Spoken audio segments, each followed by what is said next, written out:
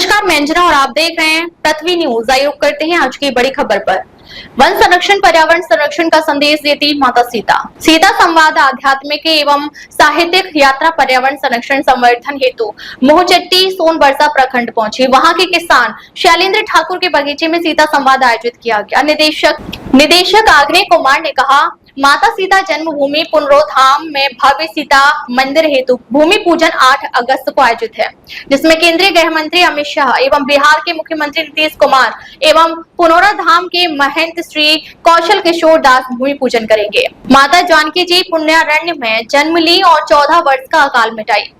बालपन में गंगा कोशी कमला विमला दुधमती नदियों संग खेली। जनक जी के अलौकिक पुष्प वाटिका में फूल चुनकर गिरिजा देवी का पूजन किया। सीता माता आरण्य विहार पुण्यारण्य विहार सखी संग पिता संग की। संत महात्मा ऋषि मुनि आश्रम में आशीर्वाद प्राप्त की। विवाह पश्चात चंपारण्य होकर अयोध्या धाम गई। नैमिषारण्य रास्ते वन गमन यात्रा में दंडकारण्य गई। प्राचीन भारत के 4 आरण्य थे, सभी स्थल पर जानकी जी गई हैं। मिथिला राज जनक जी पुत्री धरती पुत्री सीता 28 वर्ष जंगल में रही, इसलिए पर्यावरण संरक्षण की दिशा में सर्वोत्तम काम की। सीता माता धरती पुत्री है, इसलिए हम सबकी बहन और इसलिए श्री राम पाहुन है।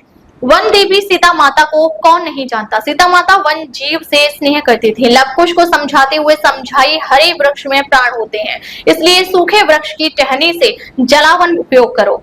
वृक्ष माँ है, उनके आज्ञा लेकर प्रार्थना कर प्रणाम कर ही सूखे वृक्ष की टहनी का उपयोग करो, इसलिए सीता माता वन देवी है। आज पर्यावरण संरक्षण संवर्धन हेतु अधिकाधिक वृक्षारोपण करने की आवश्यकता है।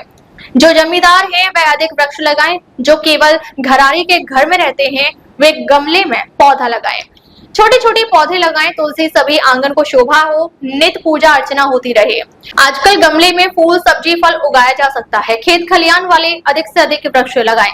इन्होंने कहा, कर्मयोगी किसान शैलेंद्र ठाकुर ने पर्यावरण संरक्षण संवर्धन हेतु एक दृढ़ निश्चय किए। अपने मोहचट्टी गांव में लक्ष्मणा गंगा के तट पर 1.5 एकड़ जमीन में यानी 30 कट्ठा जमीन पर किया वृक्षारोपण। आम आंवला कटहल लीची अमरूद केला नींबू शरीफा के पेड़ लगा दिए।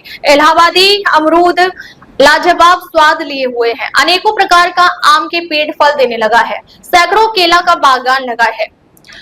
जमीन पर सुंदर हल्दी का बागवान लगा है। कई प्रकार के फूल सब्जी फल भी उपलब्ध हैं। सुनसान में रहकर प्रकृति प्रेम में सिंचित विभीषण जी की कुटिया है। पोषण वाटिका के रूप में विकसित यह बगीचा अति उत्तम है। इससे छांव मिल रहा है, गर्मी कम अनुभव होता है, मिट्टी का घर बना है, शुद्ध पेयजल की व्यवस्था है। पर्यावरण संरक्षण की दिशा में महत्वपूर्ण काम किए हैं। इस वर्ष उनको पर्यावरण सम्मान से ध्वज पर्यावरण दहेज उन्मूलन जन चेतना समिति की ओर से 9 अगस्त को सम्मानित किया जाएगा।